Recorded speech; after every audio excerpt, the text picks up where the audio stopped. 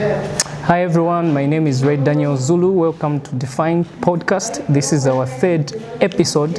We are very excited to have a very special guest. I'm going to allow him to introduce himself. You are welcome, sir. Thank you so much, Red D. Zulu, for hosting me. My name is Zerub Exodus. Yeah, I'm sure some of you know me, some of you don't. But yeah, for those who don't know me, you get to know me now. No, we're happy to have you, Mr. Zerub. Thank you so much. Very excited to have you.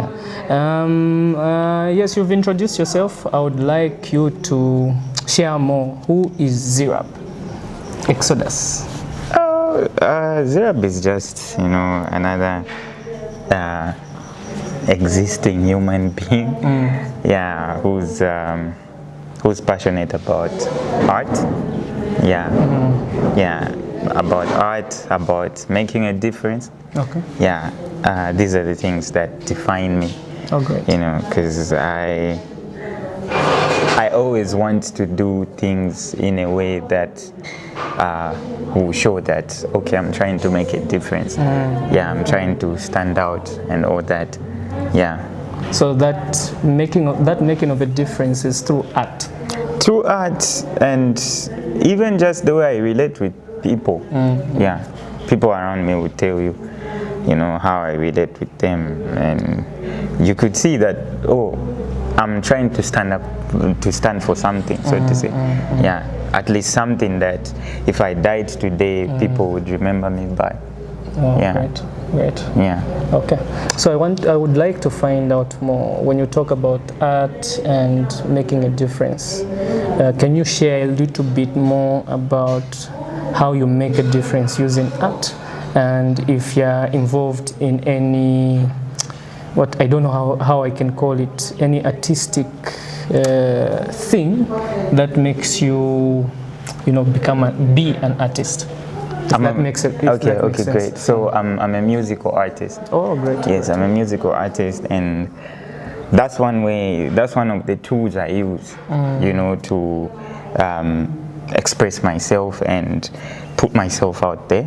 Yeah, and other than music, I'm a graphics designer. Oh, great. Yeah, so that's what I do, and in my music, I always try to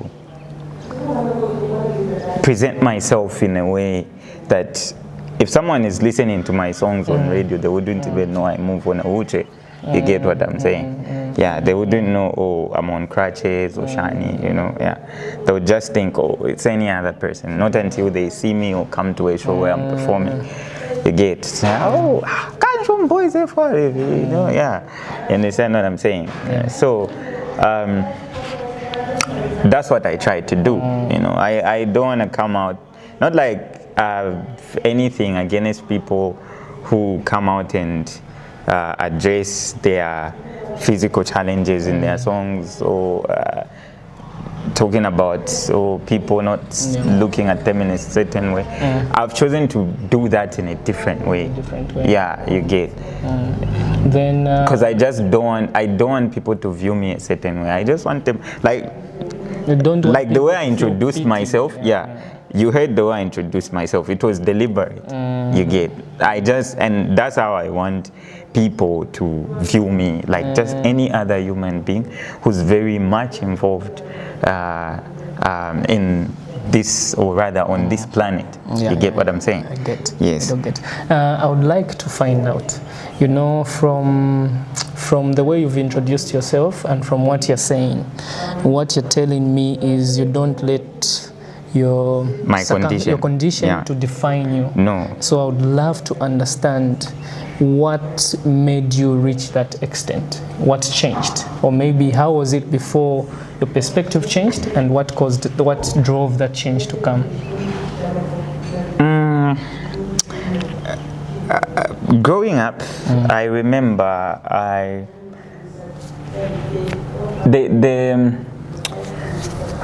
the message of me being looked at as someone who's alien, as someone who's different, was so loud.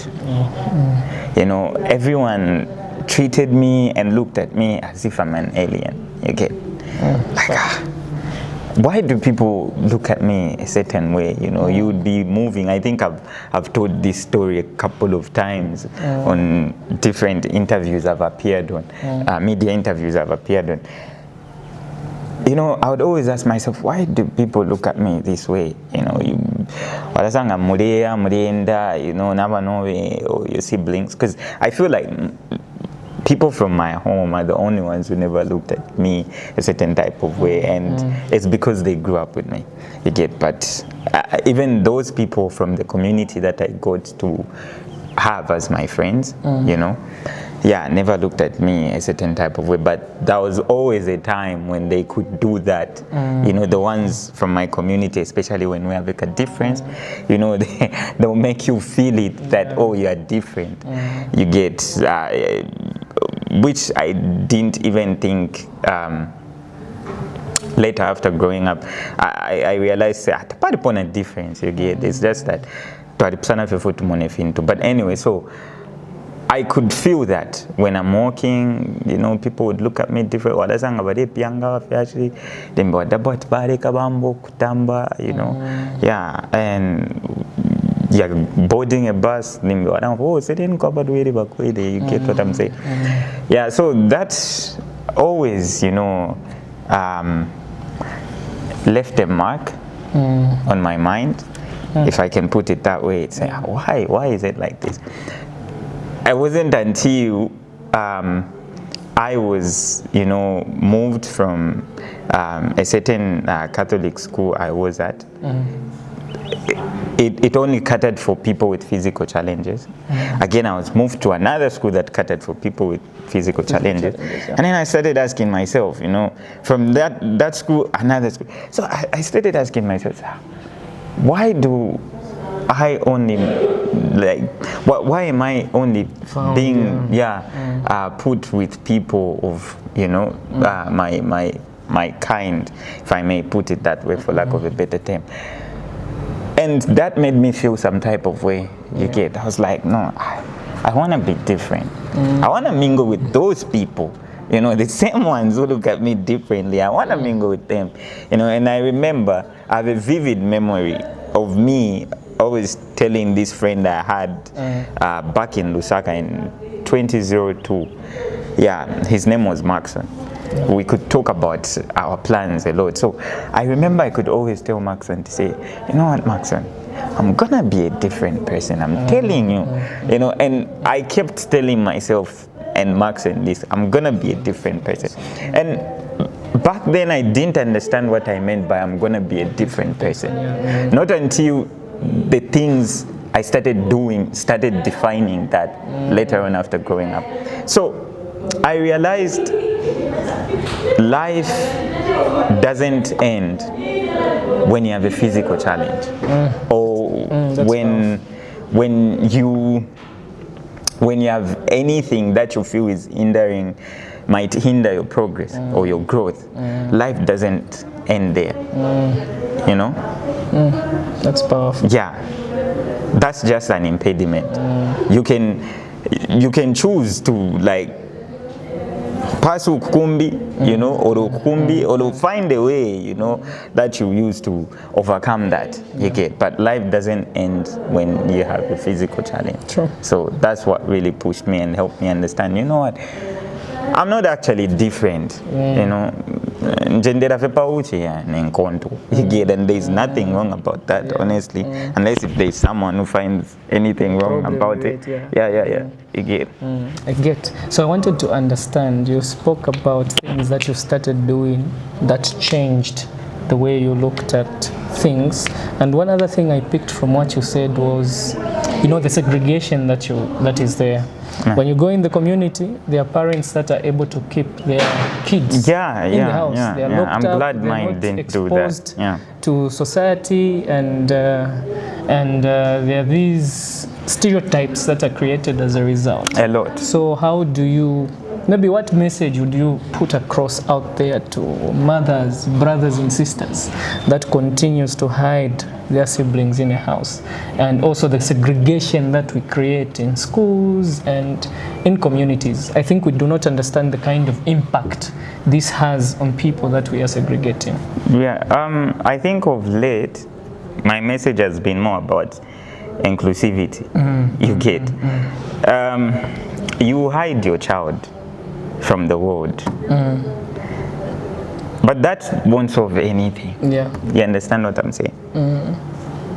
It won't solve anything, because your child being born that way might look like an imperfection, but it's not really an imperfection. And I'm not even trying to be metaphorical. It's not an imperfection. You get what I'm saying? It just happened. Nobody knows why it happened. It just happened. But you are not going to deprive them of the chance to experience life. Yeah. You understand? Yeah. So you depriving them of that is you robbing them of their existence. Even right, yeah. Right to You life. get? Yeah. You're robbing them of that. And you are creating a much more bigger problem than what you think is the problem. Yeah. You understand what I'm saying? So let them experience the world. Yeah. Let them go out there, you know. Let them experience the segregation, the discrimination, you know, the hate, everything. That will build them. It will push them. A lot. It pushed me, you know, to where I am today. I remember one day, I just decided to tell my mom, you know, because after growing up, Napuishe School and Shani, and sorry, mom, I'm not spilling your secret or anything, but mom could cry sometimes. Bumana wandine shishive fuchikaba Shani, no gachinga kengira nenchito Shani, you know. I remember applying to some company, you know, things didn't go well. So mom got touched a bit, you know, mothers like that. So I also got touched, but later on, we didn't talk about research. You know, I sat one day and I just started, you know, from the research I had been gathering, you know, about people in my condition. And I realized, you know what, I can just find something else that I can do, you know. And I remember one day walking up to mom and telling her to say, Mom, I'm tapari fiarwana padi. Imoktumule mwakwati padi fiarwana, but tapari fiarwana. If what they teach tefi, kwendange fingendaman. I only need assistance in my mobility. But that doesn't mean padi fiarwana. Like, look, my brain works. Yeah. And we should be happy about that. So just wait. I'll figure out something.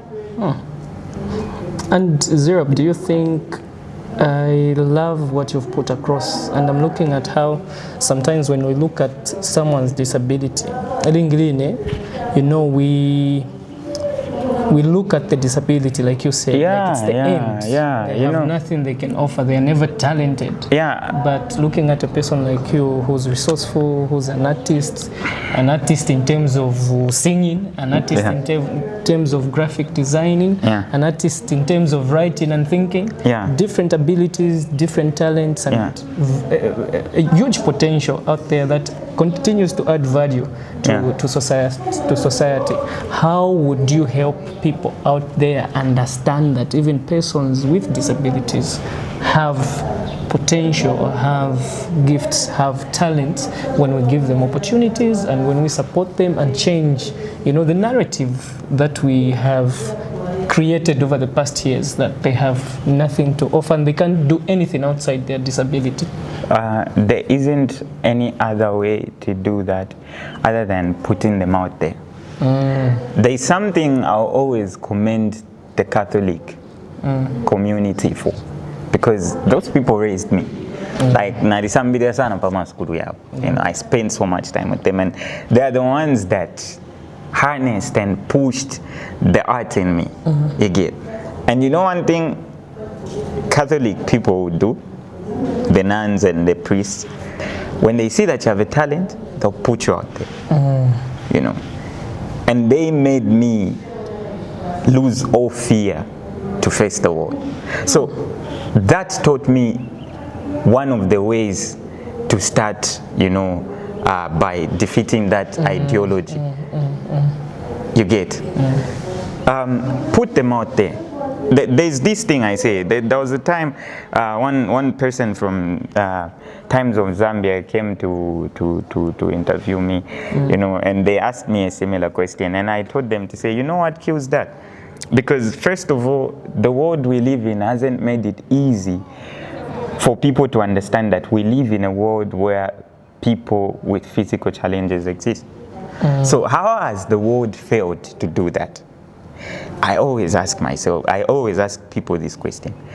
Nidwisa waenderepo ukufumoko dea wafukana ngwata papene pa roundabout ya Central Hospital pa NTH roundabout pa billboard kuru pali someone umurema or either moabi or someone on crutches or on a wheelchair.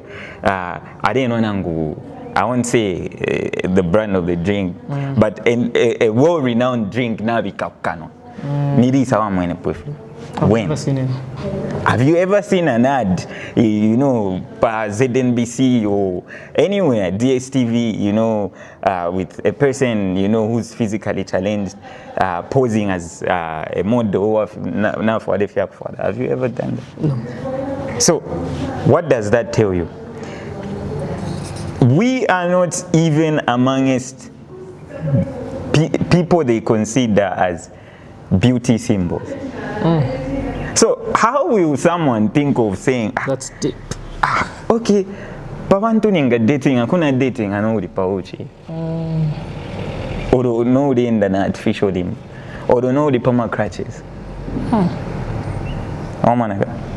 Oh, pavantu to engage to stoingisha no the pama crutches or good stoingisha udi blind or udi shan. Twaramupangira possibilities are kwebatali chitachani ale kwanisho kubo.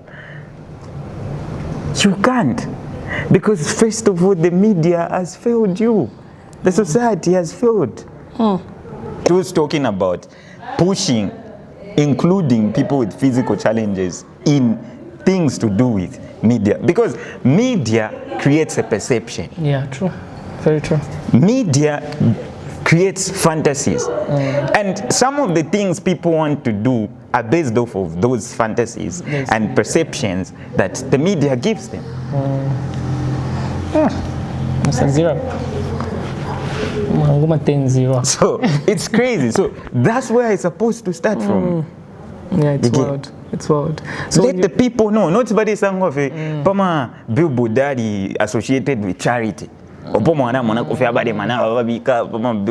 what I'm saying? Magazine is associated with charity. If you feel associated, no kulum. But no, not all of us who move on wheelchairs want to beg.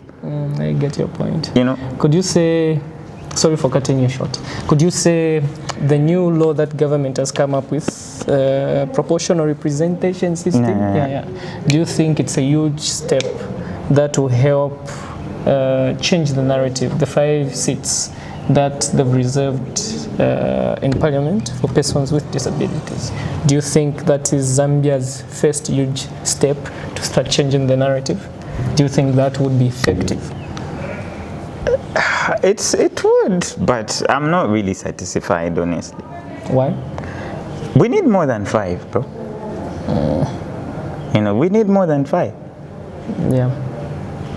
We need more than 5. Can you justify your more than 5? How can I put it? That just feels as though it's a by the way thing. Like, oh, but I'm a favor. You understand what I'm saying? Yeah. I don't know if I'm trying to say something that's making sense. You get? Like, oh, you get? But I'll give this example. You know, women are one of the people that the world fights for, like, rights and shit. How many seats do women have there? 15, huh? 16. Exactly. 15. Exactly. So 15. How many seats do youths have there? 20. 20. Good. How many seats do people with physical challenge? 5. See? And do you think, I get your point, do you think Yeah. it starts from the ground? I'm also looking at our communities. When we go, we don't see a lot of people with physical challenges in our community. Yes. We don't see any schools right in our communities that offer special education or inclusive education Exactly. that is quality. The only school I've seen, the only 2 schools I've seen that do that are Kablonga Boys and Munadi. Shout out to Kablonga Boys and Munadi. Former schools? Yeah, Lusaka. I was at Kablonga Boys. You know, so if you can shout even out, Kablonga girls too. Yeah. So if you can shout out to all those 2 schools and look at in Indola where you live, I've never heard of any school. So do you think that is a limiting factor? Yes, If we can't yes. provide education for persons with disabilities, Yes. starting at primary, I'll tell you something. level and secondary, Yeah. if we don't have that intentionality, do you think we can even provide 20, 30 seats for persons Yes. with disabilities? Yes, that could be possible. You know, I'll tell you something. One thing I loved about being at Kablonga Boys is that I was never treated differently. None of us were treated differently. You know, I got in trouble a lot. People who were with me at Kablonga Boys will tell you. And I could receive punishment with the people I was involved with. Were you a Well noisemaker able. or what? No, I was just troublesome. You get? And that's why I commend the school. Like, they never made us feel different. Nope. Unless they be part of them, but they never. You know, that's how I always say this. However your kids are going to treat that person is dependent on treatment. Yeah, You understand what I'm saying? So the way abafyashi bari sungu muntu language bari mo bomfisha shan naba nefo bakara konkamo obviously paka ba umuka pura mo, it's always like that, but everything is structured by who? The parents. Ebachita created a structure. Kablonga Boys created a platform that made us feel safe. You know, I had my friends today, they would be kun my ouch and but never been today we could do crazy things. You get? Now you would talk. Yeah. So imagine if we had more of those schools in place. Yeah, I can see. Imagine. I can see how that changes the narrative. Yes. Yeah, I think so. We have a lot of work to do. Exactly. As a country in terms of providing equal opportunities. Exactly. To everyone. Exactly. Regardless of their disability, race and religion. So I'm thinking it's sad. It's really sad, especially with education. You go around Chifubu constituency where we're coming from, when you look at one school that offers special education and it's just a classroom space. Exactly. It's not an entire school. And then they've just they've segregated them, Yeah. like separated them from the world. No, make them a part of the world. Yeah. Because they are in it. Yeah. We have a lot of work to do. We really do have a lot of work to do. So, we've touched on a lot of things. Yeah, because and the more reason why I focus so much on society starting to include people with physical challenges in the media is, like I said, media gives people perception, creates perception.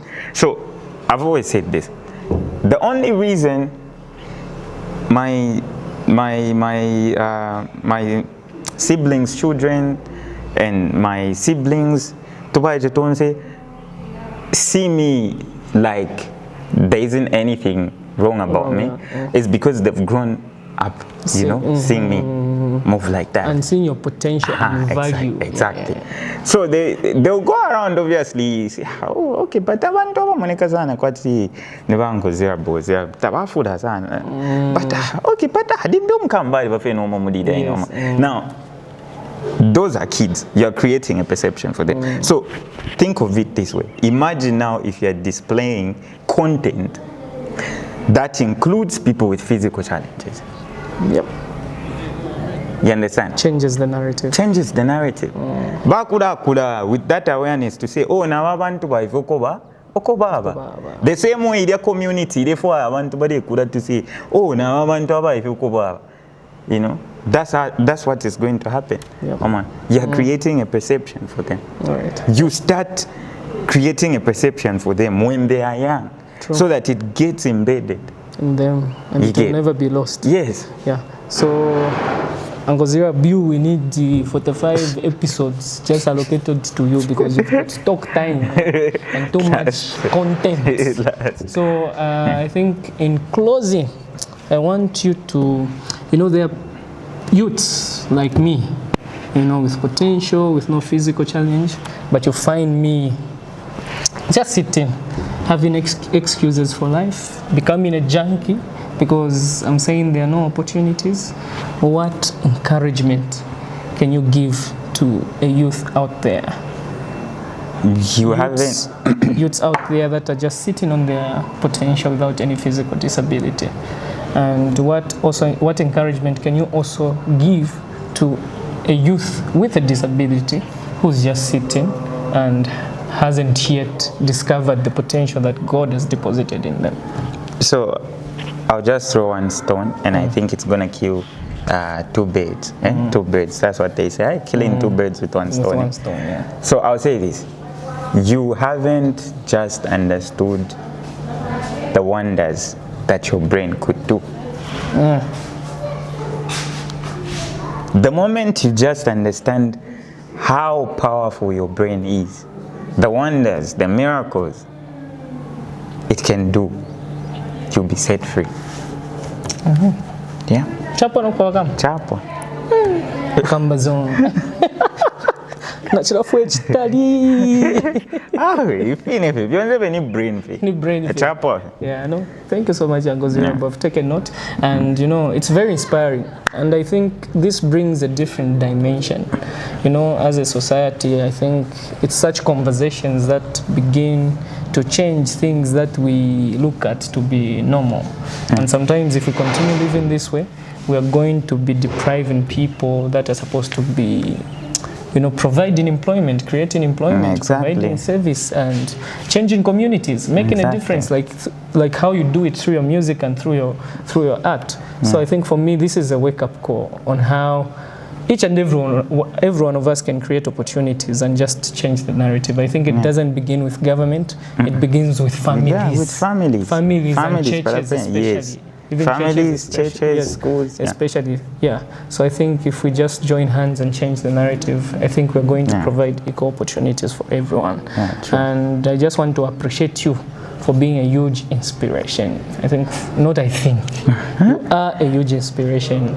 A huge inspiration. Even when I listen to you, I just see a heart that wants the world and communities to change the way they perceive people with physical challenges. Exactly. And please continue with your advocacy. Continue speaking out, and trust me, it takes people like you to change the narrative. Thank you so If you stand bold enough and just speak, trust me, don't get tired of speaking. When you speak, you educate us. I believe myself and the people behind the camera, we've been challenged. So you remember that thing I was telling you about the media, including? This is it. Yeah. So this is the start. So whoever is going to hear this message will get something, because this is the start. So you're part of the people that are, working to create the change. I didn't say that. That's where it begins. I didn't say that. That's so smart. Yeah, for hosting me, you get what I was saying. No, thank you so much. Thank you. That's really encouraging. That's really thank encouraging. You so much. Thank you so much, Uncle Zerub. You're welcome. Defined family, thank you so much for staying with us. I believe we're going to host Uncle Zerub again. Till next time.